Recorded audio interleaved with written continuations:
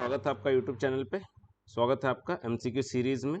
तो हम एमसीक्यू कर रहे हैं एचएससी कॉमर्स मैथमेटिक्स 2 के चैप्टर नंबर 2 का आज इंश्योरेंस एंड एन्युइटी। तो चलिए शुरू करते हैं एमसीक्यूज। तो पहली जो एमसीक्यू है वो है कि a contract that pledges the payment of agreed upon the amount to the person on the happening of an event covered against and technically known as, इसे बोलते हैं हम लोग लाइफ इंश्योरेंस। क्या बोलते हैं? लाइफ इंश्योरेंस कि एक टाइम पीरियड के बाद जो आपको पैसा मिलने वाला है जिसके कवर आपने अगेंस्ट किया है,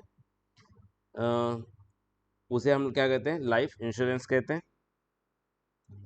Then insurance company collects the fixed amount from their customer at a fixed interval of time. This amount is called as, इस amount को बोलते हैं प्रीमियम। जो भी इंश्योरेंस कंपनी होती है फिक्स टाइम के बाद, दैट इज क्वार्टरली होती है, मंथली होती है, या हाफ ईयरली होती है, या एनुअली होती है, एक फिक्स अमाउंट के बाद फिक्स टाइम के बाद एक फिक्स अमाउंट आपसे लेती है, जिसे क्या बोलते हैं हम लोग? इंश्योरेंस कंपनी के रिस्पेक्ट में प्रीमियम बोलते हैं। Then next, following are the different type of the insurance: life insurance, yes; health insurance, yes; and liability insurance। तो तीनों क्या है? इंश्योरेंस के टाइप्स हैं। तो करेक्ट आंसर इसका क्या है? करेक्ट आंसर इसका है all of the above, D. Then next बात करते हैं, by taking the insurance, insurance लेने की वजह से क्या होता है? Reduces the risk of the an accident. नहीं है, ऐसा तो बिल्कुल नहीं होता, तो ये गलत आंसर है। Reduces the cost of an accident, no. And transfer the risk to someone else, ऐसा हो ही नहीं सकता, अपना रिस्क किसी और के ऊपर डाल दो इंश्योरेंस लेने की वजह से। इंश्योरेंस की वजह से क्या होता है? पॉसिबिलिटी ऑफ लार्ज लॉस, वो केस में कन्वर्ट हो जाता है, स्मॉल वन में कन्वर्ट हो जाता है। जो लार्ज लॉस हो सकता था आपको, इंश्योरेंस की वजह से कम लॉस होता है, मतलब आपको क्लेम के थ्रू पैसे मिल जाते हैं, तो अगर नेट लॉस देखा जाए तो आपका कम होता है। You get the payment of 8,000, आपको 8,000 मिल रहे हैं at the beginning of each year. तो जो पैसा आपको बार बार मिलता है वो क्या होता है? एन्युइटी होता है। वो क्या होता है? एन्युइटी होता है। अगर एक पैसा आपको फिक्स अमाउंट के बाद मिले इंश्योरेंस कंपनी के रिस्पेक्ट में तो वो प्रीमियम होता है, पर यहाँ पर you get a payment of 8,000 at the beginning of each year. तो बिगिनिंग, ये बिगिनिंग वर्ड आ जाने की वजह से ये हमें बताता है ये एन्युइटी का कौन सा टाइप है? ड्यू है। ये एन्युइटी का कौन सा टाइप है? ड्यू। तो याद रखना, जब भी पेमेंट पीरियड के बिगिनिंग में हो जाए तो वो होता है एन्युइटी ड्यू। तो ये एन्युइटी ड्यू है, और साथ ही साथ एन्युइटी कितनी है? 8,000 है। तो एन्युइटी का जो नोटेशन होता है वो होता है सी, एंड 5 ईयर्स के लिए, मतलब इसका टाइम पीरियड क्या है? टाइम पीरियड है 5 ईयर्स। तो जो कैपिटल एन है वो है 5 ईयर, और रेट ऑफ इंटरेस्ट क्या है?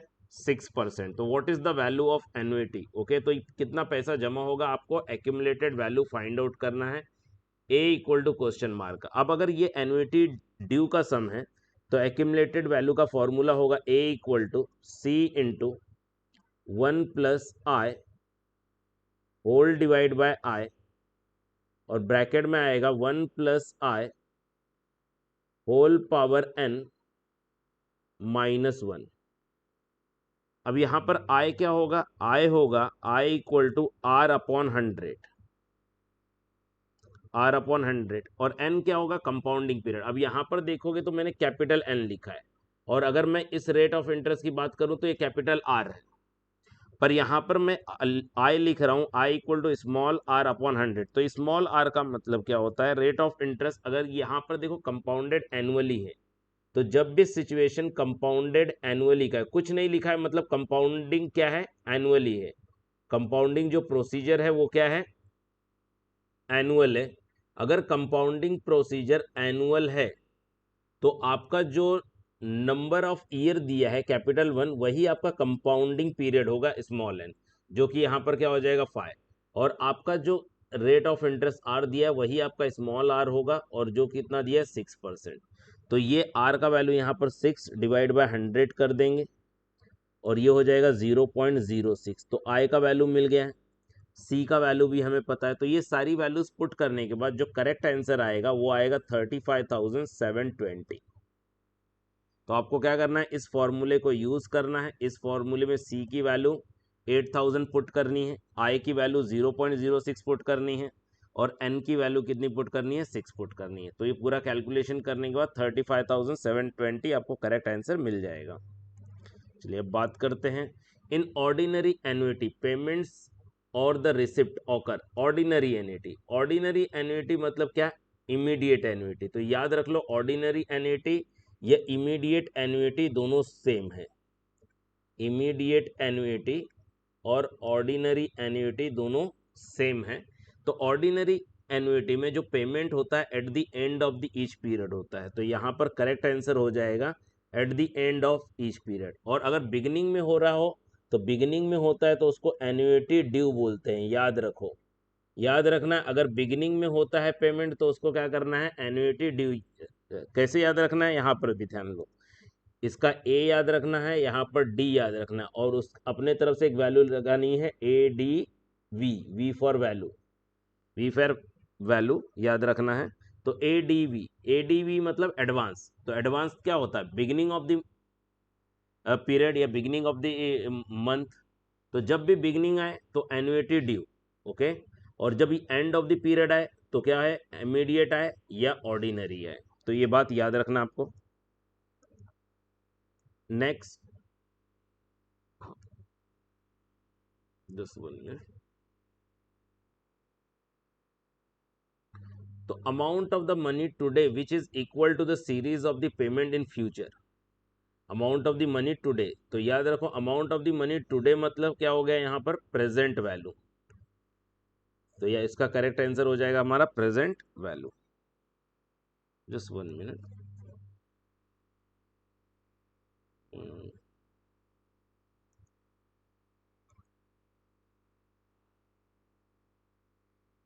जस्ट वन मिनट, ये इंक में इरेज कर दूं।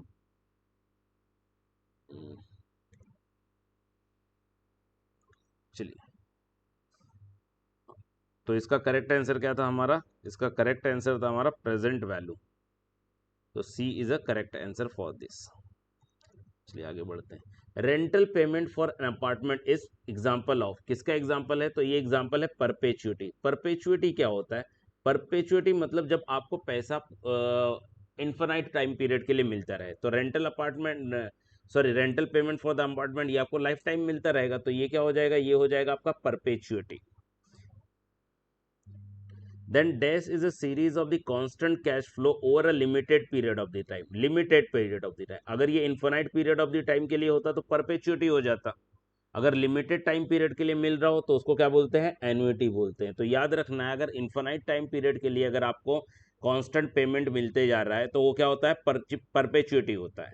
पर अगर लिमिटेड टाइम पीरियड के लिए मिले तो वो क्या होता है, एन्युटी होता है। Then a retirement annuity is particularly attractive to someone who has retirement annuity किसको लगता है, तो इसका करेक्ट आंसर होगा chances of the high longevity. मतलब जो ज़्यादा साल जीने वाला है उसी को क्या है, रिटायरमेंट एन्युटी की जरूरत होगी। नेक्स्ट फिलिप्स है, तो फिलिप्स क्या कह रहे हैं, एक एक करके फिलिप्स को डिस्कस करते हैं। तो an instalment of money paid for the insurance is called as, तो इंश्योरेंस कंपनी को अगर आप इंस्टॉलमेंट पे कर रहे हो तो उसको क्या बोलते हैं अपन, प्रीमियम बोलते हैं। उसको क्या बोलते हैं, प्रीमियम बोलते हैं। तो general insurance cover all risk except, general insurance में सारे रिस्क कवर होते हैं एक्सेप्ट लाइफ। लाइफ के लिए लाइफ इंश्योरेंस होता है। तो the value of the property is called, property की वैल्यू को क्या बोलते हैं हम लोग, प्रॉपर्टी वैल्यू बोलते हैं। बहुत इजी क्वेश्चन है, प्रॉपर्टी की वैल्यू को प्रॉपर्टी वैल्यू बोलते हैं।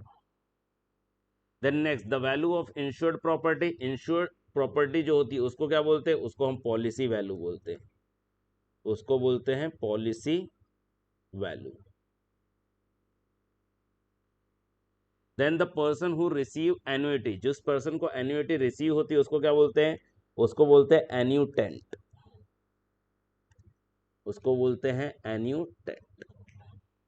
The payment of each single annuity, जो सिंगल एन्युटी की जो पेमेंट होती है उसको क्या बोलते हैं, उसको बोलते हैं इंस्टॉलमेंट, उसको क्या बोलते हैं, इंस्टॉलमेंट्स बोलते हैं। The next is the intervening time period or the time between the payment of two successive installment is called, इसको बोलते हैं पीरियड, ओके, या एन्युटी पीरियड बोल सकते हो, या पेमेंट पीरियड भी बोल सकते हो, पीरियड बोल सकते हो या पेमेंट पीरियड भी बोल सकते हो।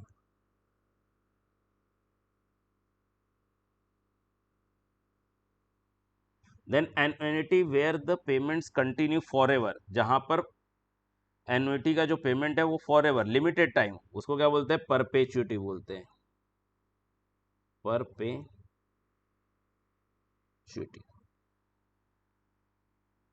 The next is if payment of the annuity falls due at the beginning, अच्छा बिगिनिंग में हो रही है तो इमीडिएट, सॉरी इमीडिएट होगा कि ड्यू होगा, तो एन्युटी ड्यू होगा क्योंकि एडवांस है, तो annuity due. If the payment at the end में हो रहा है तो वो इमीडिएट होगा या ऑर्डिनरी होगा।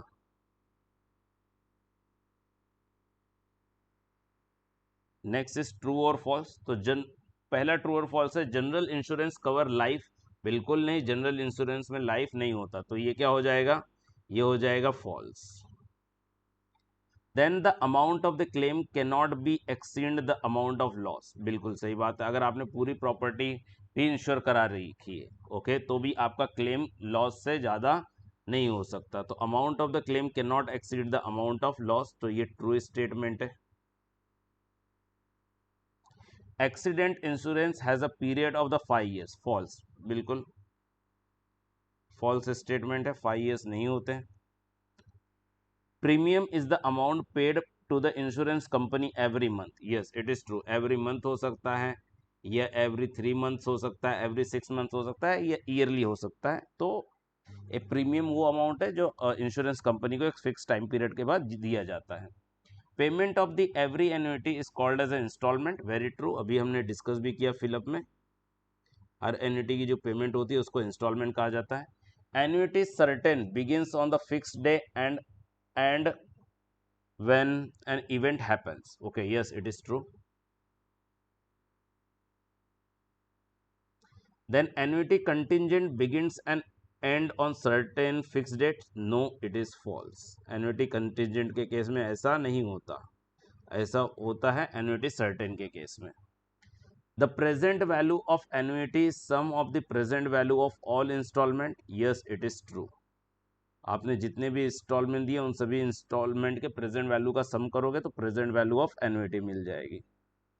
Then the future value of annuity is the accumulated value of all the instalment, no it is false, जितने भी आपने इंस्टॉलमेंट दिए उसके साथ साथ कुछ इंटरेस्ट भी ऐड होता है, तो जितने भी इंस्टॉलमेंट है उसकी एक्यूमुलेटेड वैल्यू नहीं होती, उसके एक्यूमुलेटेड वैल्यू के साथ साथ उनके क्या होते हैं, आपके जो इंटरेस्ट होते हैं वो भी ऐड होते हैं। sinking fund is set aside at the beginning of the business, yes बिल्कुल it is true।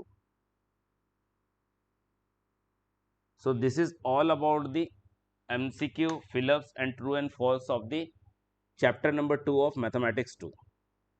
I hope video आपको अच्छी लगी, अगर वीडियो अच्छी लगी है तो लाइक करो और अपने दोस्तों के साथ शेयर करो, चैनल को सब्सक्राइब नहीं किया अभी तक तो प्लीज़ सब्सक्राइब कर लें। Thank you so much for the watching.